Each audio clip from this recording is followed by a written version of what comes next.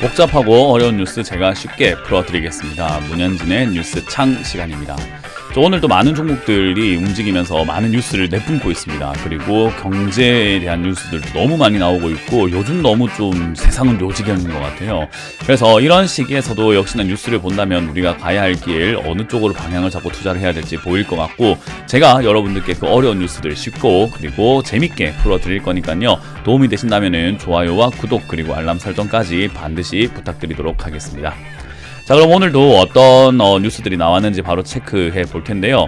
오늘은 이런 뉴스를 보여드리고 싶네요. 일단 연준 부의장이 자산 매입 축소 논의 시작할 시기가 된 것 같다라는 이야기를 하고 있습니다.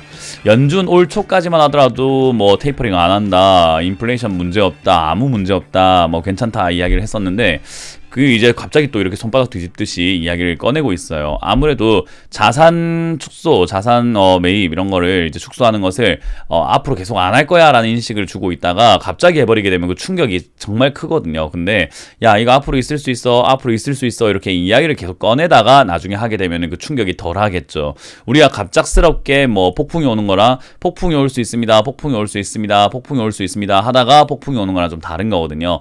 그렇기 때문에 지금 이제 자산 축소에 대한 이런 이야기, 자산 매입 축소에 대한 이야기가 바로 할 거다라는 이야기보다는 예고를 하고 있는 거죠. 예고편을 자꾸 던져주는 거죠. 곧 개봉합니다, 곧 개봉합니다 하는 느낌 있잖아요. 그래서 이제 그런 이야기를 자꾸 꺼내놓는다라는 것 자체가 아무래도 시장에 이제 갑작스러운 충격을 좀 완화시키기 위해서 하는 것 같고요. 그 말은 갑작스럽진 않지만 조금 천천히라도 조정은 들어갈 수밖에 없는 이야기가 된 것 같습니다. 그래서 자산 매입 축소 이야기 나오고 이거를 좀 상쇄시키려면 경제 성장률이 좀 뒷받침이 돼야 될 것 같습니다. 이제 그런 부분들이 아무래도 대기업 쏠림 현상으로 지금 대기업들은 이익이 정말 많이 나고 있는 게 사실이에요. 근데 대기업들이 쏠림 현상이 아니라 중소기업들이라든지 소상공인들까지, 우리 흔히 말하는 우리 주변에 있는 직장인들까지도 이렇게 수혜가 좀 들어갈 수 있는 정도의 경제라고 한다면은 이런 거 자산 매입을 한다 하더라도, 축소를 한다 하더라도 큰 문제는 없을 것 같아요. 그래서 이제 그런 뉴스를 좀 체크를 더 많이 해봐야 될 것 같고요. 이런 과정에서 지금 안전자산인 채권과 위험자산으로 뽑힐 수 있는 이 가상화폐가 폭락을 하는 것이 조금 문제가 되는 것 같습니다. 가상화폐가 지금 폭락을 하고 있는데 굉장히 무섭게 떨어지고 있죠. 과거에 2017년의 폭락과 비슷하다라는 이야기를 많이 하고 있는 것 같은데요. 저도 약간 그렇게 생각을 하는 바입니다. 굉장히 낙폭이 커요. 근데 물론 가상화폐에서 그런 변동이라고 하는 것은 사실 이 주식시장에서 30%로 상한 제한을 했던 것과 하한 제한을 해놓은 이런 느낌보다는 다르죠. 왜냐하면 상한과 하한 제한이 없잖아요. 그렇기 때문에 폭락을 하는 것 자체가 뭐 최근에 50%까지 이렇게 빠졌고 뭐 70% 폭락하는 것도 있다라고 하는데, 그게 과도한 변동에서 비롯된 건지 아니면 이제 가상화폐에 거품이 빠지는 것인지에 대해서는 조금 더 논의가 필요할 것 같습니다.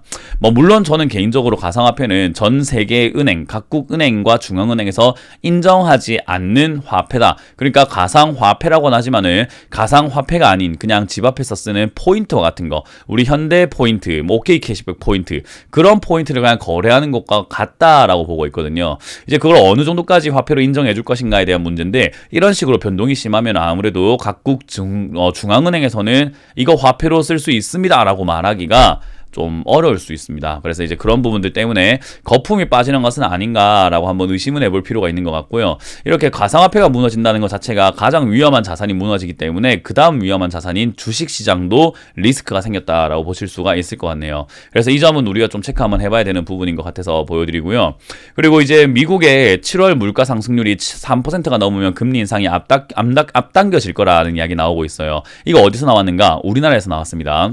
그래서 야, 이게 7월 미국 소비자 물가가 앞으로 테이퍼링과 금리 인상 어떤 식으로 진행이 될지를 좀 보여주는 척도가 되지 않을까라고 이야기를 하는 건데요. 아무래도 7월에 미국의 소비자 물가가 또 올라가게 된다면 일시적으로 인플레이션이 온 게 아니라 지속적으로 올 수 있다는 어떤 징조를 보여주는 거겠죠. 그래서 인플레이션 상승 우려로 인해 가지고 미국의 긴축 통화 정책 시행 가능성이 커졌다라고 하고 있는데, 이렇게 되면 아무래도 우리나라도 금리 인상을 서둘러야 될지도 모릅니다. 뭐 물론 지금 제가 영상을 찍고 있는 지금 이 순간에 한국은행에서 금리 동결을 이야기했지만 언제까지고 동결을 할 수는 없는 거거든요. 미국이 금리 인상하기 전에 우리가 해야 되는 것이 어떻게 보면 경제 상식상 맞는 이야기이기 때문에 테이퍼링만 한다라고 하더라도 우리나라는 금리 인상을 좀 준비해야 되는 어떤 신호가 나올 수 있어요. 그럼 금리 인상이 진행이 된다라고 한다면 당연히 주식보다는 적금이 좀 이제 이자도 많이 주니까 적금을 좀 옮겨볼까, 안전자산으로 좀 옮겨볼까 하는 그런 움직임도 나오게 되는데, 그렇게 되면 주식시장의 리스크가 커지고 은행으로 돈이 들어가게 된다라는 거죠. 그러면 여기서 금융주 투자하면 되지 않습니까? 라고 하는 분들도 나오게 돼요. 왜냐하면 은행으로 돈이 들어가니까 이자가 또 많이 나오고 그들이 또 대출을 많이 해줄 거 아닙니까? 라고 볼 수 있는데, 문제는 대출입니다. 지금 이미 대출이 거의 꽉꽉 한도에 막 꽉 차가지고 대출 받아 놓으신 분들 굉장히 많아요. 주택담보대출도 꽉꽉, 주식담보대출도 꽉꽉, 신용도 꽉꽉, 전부 다 꽉꽉 채워놔가지고 은행에 돈이 들어간다고 한들 대출을 해주고 싶다 하더라도 그러니까 대출 받을 상대가 없다라는 거죠. 그래서 지금 문제는 금리가 올라가게 되면 당연히 이런 가계빚 153조 폭증했다라고 하는 이 가계빚이 문제가 될 수 있다라고 보면 됩니다.